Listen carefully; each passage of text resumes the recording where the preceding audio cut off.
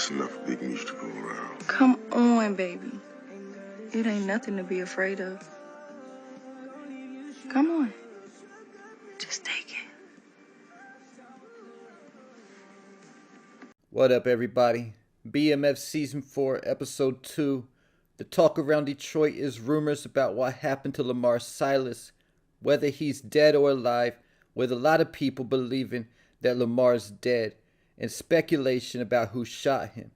Nicole said something to Breeze about Lamar being in hell, indicating she thinks he's dead, and Breeze asked Nicole if she thinks her brothers had anything to do with it.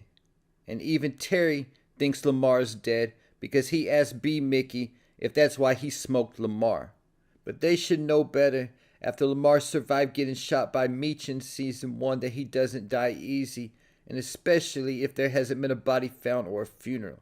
And because of what happened, Terry had Hoop tracking B. Mickey, keeping an eye on him to make sure that he wasn't working with the cops. B. Mickey's now working at the GM power plant, the same plant that Charles worked out for all those years. And his baby mama Aisha's putting pressure on him about their daughter's sickness and the surgery she needs, saying that she doesn't know how much longer they can wait. So B. Mickey went to Lucille's church and after service asked her if the church could pay for his daughter's surgery, and Lucille said she would ask the board, pretty much saying no. During this conversation, Charles found out that B. Mickey worked at the plant, and B. Mickey was complaining about not getting enough shifts, and Charles let him know that's why he had to work 3 jobs for most of his life. And we know that Charles couldn't even afford to pay all his bills, so there's no way, even if B. Mickey worked around the clock at the plant, that he could afford to pay for his daughter's surgery himself. Sterling Black told T that he needs to stay focused on business, when Terry let Sterling know that he is focused on business and that he's making a move to South Carolina with the plan BMF has to move a half a ton in each city. So in this episode, we got our introduction to Marquisha's connection in South Carolina named Isaac Roberts, and he owns a trunking company that he moves his product around through and says he keeps the canines off their scent by using cow manure.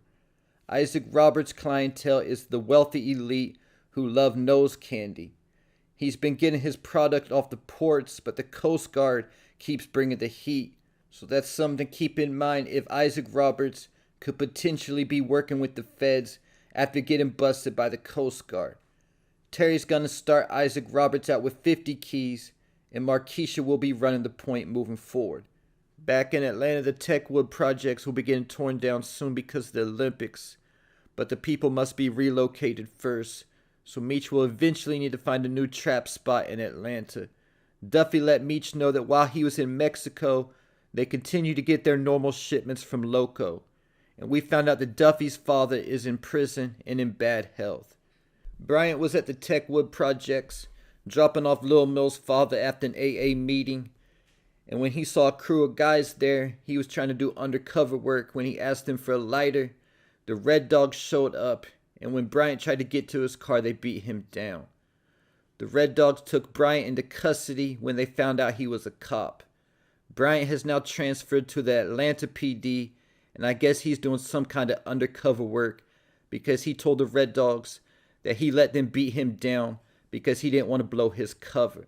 When Bryant left, Officer Hardy from the Red Dogs said that they got to watch him because they know Bryant snitched on his department and exposed police corruption in Detroit. So we already know that the Red Dogs don't do things by the book, but are they also dirty?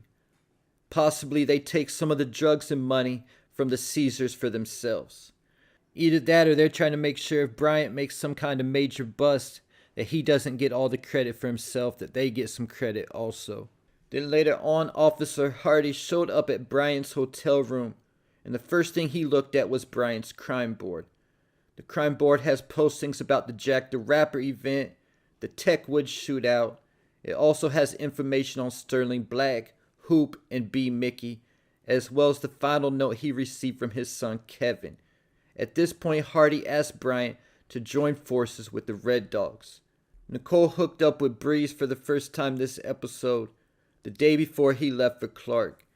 but ended up getting arrested after because the car Meech gave her for a graduation gift ended up being stolen. But this ended up being only one of several cars that Meech bought through Duffy from this particular car broker that they were using to move weight from state to state. The name of the car dealership is called Apex 5 Auto Haven. So Meech and Duffy had to pay a visit to the car dealership to find out what was going on with the cars because they thought they were all clean. But the cop who arrested Nicole, Officer Waters, was Detective Timmons' partner, and he called Bryant in Atlanta to tell him about the whole situation. By the way, Officer Timmons was the cop who was in the first 3 seasons known as GQ. So while Meech and Duffy are talking to the lady from the car dealership, Meech sees Bryant walking up and was completely shocked to see Bryant in Atlanta. But Meech and Duffy got out the car dealership through a back door without Bryant seeing them. So that gives them the upper hand and they can stay one step ahead of Bryant at least until he figures out that they know he's in Atlanta. Meech said that he's going to do surveillance on Bryant just like Bryant used to do surveillance on him. So Bryant and his new team, the Red Dogs, went to the airport for what they thought was Meech's shipment, only to find nothing. And the Red Dog task force is so aggressive, when the Colombian went for his phone, they shot him. But Officer Kane got shot in the process. But that had to have been by one of his own men because the Colombians weren't armed. When they were doing surveillance on Bryant and saw them raid the empty plane, Duffy asked Meech where the real shipment went to, and it didn't show him answer. But at the end of the episode, we find out that Meech had the shipment sent to St. Louis, and Jay Pusher was talking to another guy asking him if they were doing all the work, then why do they need Meech? Basically saying Meech was just the middleman, and they were doing all the real work. So Jay Pusher's plotting against Meech behind the scenes, not to mention in the car when Meech was considering shutting everything down because of Bryant and the car situation. Duffy said that Jay Pusher has already threatened to wet them all up before over not getting his product on time. But Meech is underestimating Jay Pusher, saying that he's all talk. And the episode concluded with OG Meech, the narrator, saying there's some doors that are best left closed. This was likely talking about getting Jay Pusher that involved, as well as the fact that the end of the episode concluded with Meech taking a Blue Dolphin ecstasy pill. That might also be one of the doors Meech says he should have left closed. Both Jay Pusher and the ecstasy likely could cause problems for Meech moving forward. But in regards to the ecstasy, I do wonder if Meech is going to try to get involved in the distribution of that as well.